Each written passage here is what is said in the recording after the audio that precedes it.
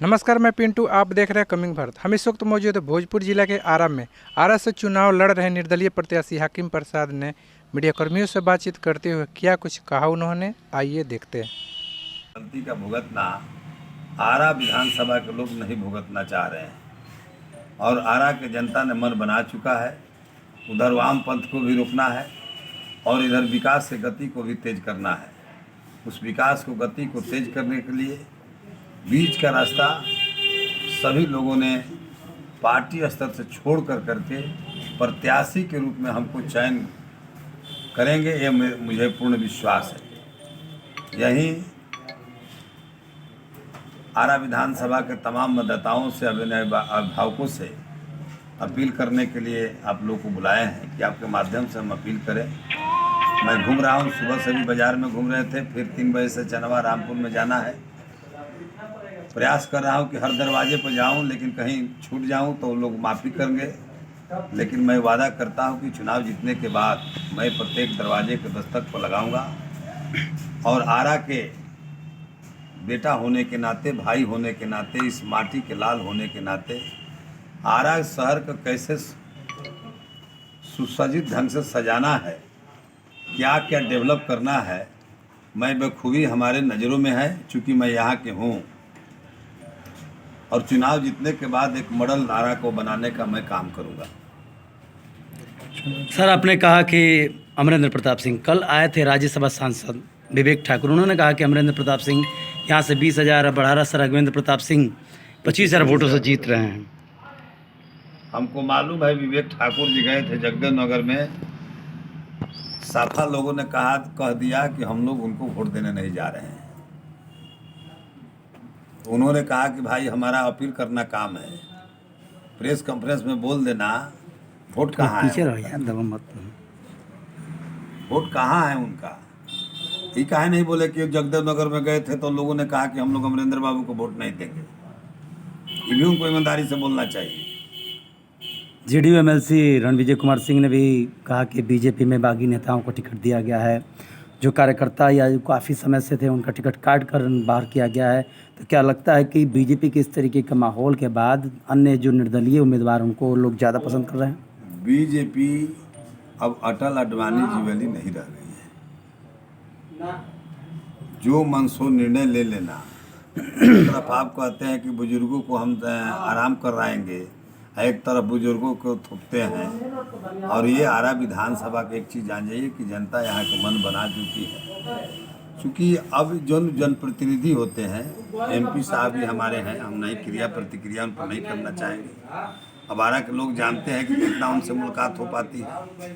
और बाहरी एमएलए भी हम चुन देंगे, बिना जनप्रतिनिधि का हम आरा बनाने नहीं जा रहे हैं। ये आरा के लोग भूल नहीं करने जा रहे हैं। अब ये प्रेस वार्ता किया गया है। प्रेस वार्ता इसलिए हम कर रहे हैं, आप लोग को पहले तो प्रेस वार्ता में आने के लिए बहुत बहुत धन्यवाद। प्रेस वार्ता हम निर्दलीय प्रत्याशी के रूप में आरा 194 विधानसभा से मैं प्रत्याशी हूँ और कल मुझे चुनाव चिन्हावंटन हो गया। समय कम है,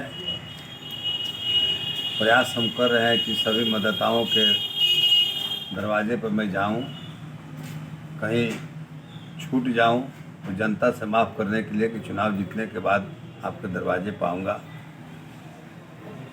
और आप लोग के माध्यम से हम चाहते हैं कि उन सभी मतदाताओं को अपना चुनाव चिन्ह हम पहुंचा सके, आग्रह कर सके। इसी के लिए आप लोग को बुलाए हैं और अपना संदेश भी देना चाहते हैं। चूँकि चुनाव जो हो रहा है, एक राजा गठबंधन से आदरणीय अमरेंद्र बाबू चुनाव लड़ रहे हैं और एक महागठबंधन से भाकपा माले के प्रत्याशी चुनाव लड़ रहे हैं। और हम समझते हैं कि निर्दलीय प्रत्याशी के रूप में मैं चुनाव लड़ रहा हूं और वही जनता से अपील करने जा रहा हूं। चूँकि आरा जो शहर है, ये प्रबुद्ध लोगों का शहर है, व्यापारियों का शहर है। इसमें सभी वर्ग का एक वर्ग का किसी खास व्यक्ति का ये शहर है नहीं, सभी वर्गों का है और विकास से कोसों दूर रहा है। और विकास करने की मुझे लालसा है और इसलिए विकास मैं करना चाहता हूं। लोगों के आग्रह पर मैंने चुनाव लड़ रहा हूं। आदरणीय अमरेंद्र बाबू यहाँ से नए नहीं हैं, 15 साल यहाँ का प्रतिनिधित्व उन्होंने किए हैं, लेकिन 15 साल में आरा को और नीचे ले जाने का काम किए हैं, कुछ डेवलप का काम हुआ नहीं। और भारतीय जनता के पार्टी के फिर उन्हीं पर दाव लगाए, जबकि जनता उनको इसके पूर्व ही नकार चुकी थी। और अब उम्र के हिसाब से भारतीय जनता पार्टी में 70 एबव वाले लोगों को रिटायर किया जाता है, लेकिन नरेंद्र बाबू को 74-75 वर्ष की उम्र में टिकट दे करके जब जवानी हालत में उन्होंने आरा का सेवा नहीं किए और अब उम्र हुआ उनका अपना शरीर दूसरे से सेवा कराने का, तो अब आरा के मतदाताओं से करें कि हम फिर पुनः आरा की सेवा करना चाहते हैं। और आरा के लोगों का कहना है कि आप आराम करिए, अब नौजवानों को हम लोग बागडोर देंगे। जैसा कि आपने देखा और सुना कि हाकिम प्रसाद जो कि आरा विधानसभा से निर्दलीय चुनाव लड़ने जा रहे हैं, उनका कहना है कि जो भी प्रत्याशी ऐसे जीत के जाते हैं एक भी बार जनता से मिलने नहीं आते हैं, कोई विकास का काम नहीं होता है। मैं पहली बार यहाँ से चुनाव लड़ने जा रहा हूँ, जो कि विकास के नाम पे ही चुनाव लड़ने जा रहा हूँ। अगर मैं यहाँ से जीता तो विकास के बहुत सारे काम करूँगा। ऐसे ही तमाम खबरों के लिए बने रहिए हमारे चैनल पर। यदि अभी तक हमारे चैनल को लाइक, सब्सक्राइब, शेयर नहीं किया है तो जल्द से जल्द करें। धन्यवाद।